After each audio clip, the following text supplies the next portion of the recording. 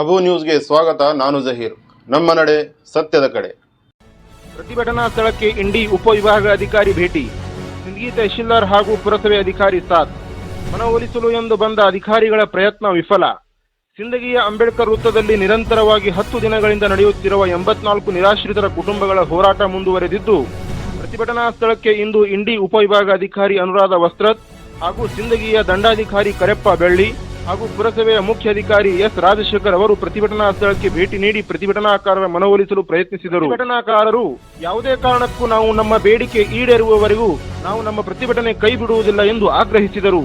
ಈ ನಡುವೆ ಅಧಿಕಾರಿಗಳ ಮತ್ತು ಪ್ರತಿಭಟನಾಕಾರರ ನಡುವೆ ವಾಗ್ವಾದವೇ ನಡೆಯಿತು. ಧಿಕ್ಕಾರ ಧಿಕ್ಕಾರ ಎಂಬ ಘೋಷಣೆ ಕೂಗುವ ಮುಖಾಂತರ ತಮ್ಮ 10ನೇ ದಿನದ ಪ್ರತಿಭಟನೆಯನ್ನು ಮುಂದುವರೆಸಿದರು.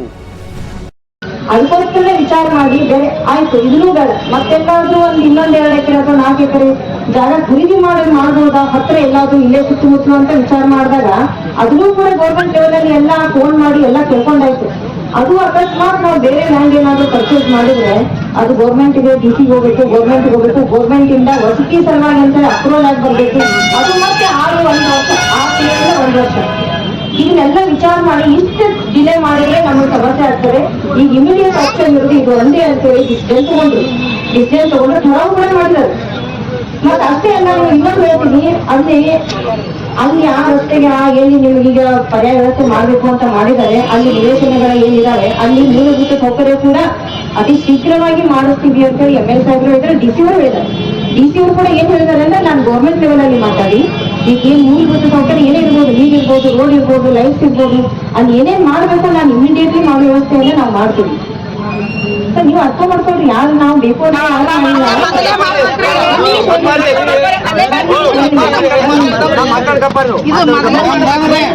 ನೋಡ್ರಿ. ಇದೆಲ್ಲ ಆಗಿರೋದು ಕೋರ್ಟ್ ಆರ್ಡರ್ ಮೇಲೆ ಆಗಿದೆ. ನಿಮ್ಗೆ ಹೈಕೋರ್ಟ್ ನೋಡಿ, 1 ನಿಮಿಷ ಕೇಳ್ರಿ, ನಾವು ಆರ್ಡರ್ ಮಾಡಿಲ್ಲ ಇದನ್ನ, ಕೇಳ್ರಿ, 1 ನಿಮಿಷ ಕೇಳ್ರಿ, ಆಮೇಲೆ ನಿಮ್ದು ಕೇಳ್ತೀವಿ ನಾವು. ಈಗ ನೋಡ್ರಿ, ಇದನ್ನೆಲ್ಲ ಏನು ಆರ್ಡರ್ ನಾವು ಮಾಡಿಲ್ಲ, DC ಅವ್ರು ಮಾಡಿಲ್ಲ, ಯಾರು ಅಧಿಕಾರಿಗಳು ಮಾಡಿಲ್ಲ, ಕೆಲವ್ರಿಗೆ ಅಂತ ಕೋರ್ಟ್ ಆರ್ಡರ್ ಮಾಡಿತ್ತು. ಕೋರ್ಟ್ ಆರ್ಡರ್ಗೆ ಎಲ್ಲ ತಲೆ ಬರ್ಬೇಕಾಗ್ತದೆ, ನಿಮಗೂ ಬರ್ತದ ಅದು. ಮತ್ತೆ 30 ವರ್ಷದಿಂದ ನಡೆದಿರುವಂತದ್ದು ಇದು 25 ನಿಲ್ಲಿಸ್ಬೇಕಂತ ಎಷ್ಟು ಪ್ರಯತ್ನ ಮಾಡಿದ್ರು ಈ ಮುನ್ಸಿಪಾಲಿಟಿ ಅವರಾಗ್ಲಿ, ನಿಮ್ಮನ್ನು ಉಳಿಸ್ಬೇಕು ಅಂತಾನೆ 6 ತಿಂಗಳ ಜಗ್ಗಿ. ಬಟ್ ಎಲ್ಲಿ ಜಗ್ಲಿಕ್ಕೆ ಆಗಲಿ, ಕೋರ್ಟ್ ಮಾಡಬೇಕು ಅಂದಾಗ ಬೇರೆ ದಾರಿನೇ ಇರಲಿಲ್ಲ.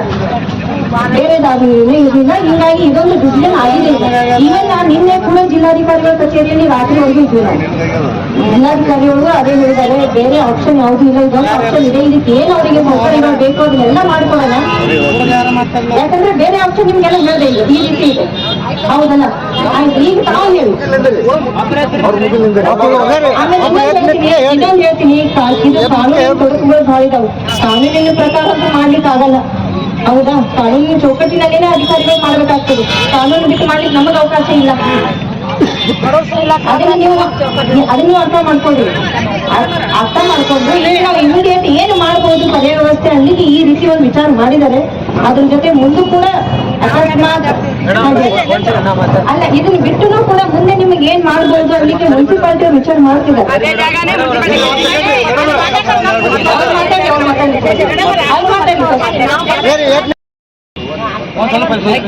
ನಮಗ ಜಾಗ ಕೊಡುದು ಇನ್ನ ಲೇಟ್ ಆಗಲ್ಲ. ಈಗ 842 ಏನ ಸರ್ವೆ ನಂಬರ್ ಇಷ್ಟಗಳು ಅದಾವ. ಟೋಟಲ್ ಜಮೀನ್ ಎಷ್ಟಾದ್ರು ಸರಿ ಆಗುತ್ತೆ.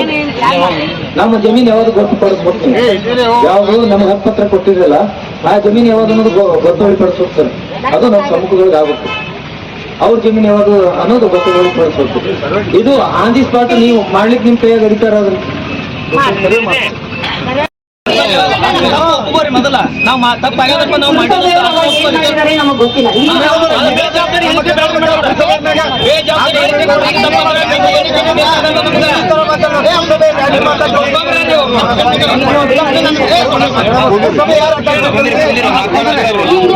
ಏನಾದ್ರೂ ಸೊಲ್ಯೂಷನ್ ಪರಿಹಾರ ಬೇಕಾ ಅಥವಾ ಸುಮ್ಮನೆ ಈಗ ವಾಗ್ವಾದ ಮಾಡಿ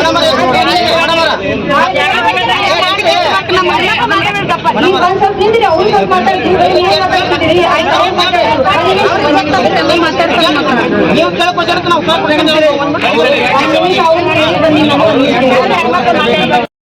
ನಾನು ಬಂದಿಲ್ಲ 6 ತಿಂಗಳು ಆಗಿದೆ.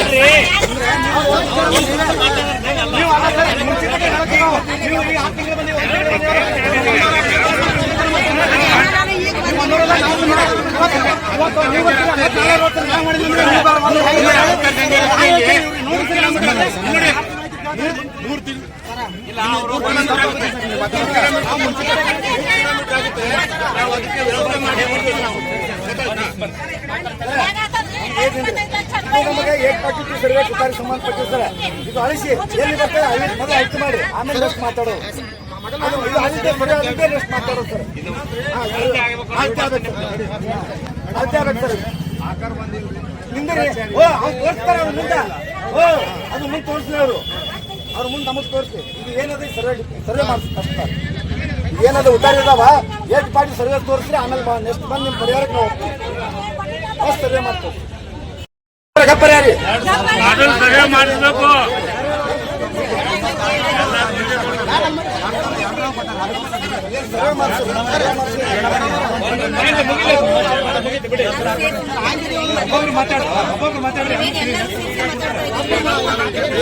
ಈಗ 1.8 ಕೋಟಿ ಸರ್ವೆ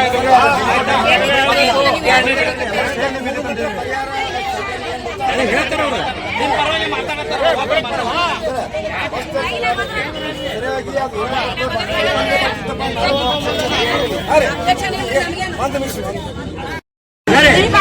ತಹಸೀಲ್ದಾರ್ ಅಧಿಕಾರಿ ತಹಸೀಲ್ದಾರ್ ಆಫೀಸ್ ಅಲ್ಲಿ ಯೂನಿಟ್ ಆಗಲ್ಲ ಜಾಗ ಅಲ್ಲಿ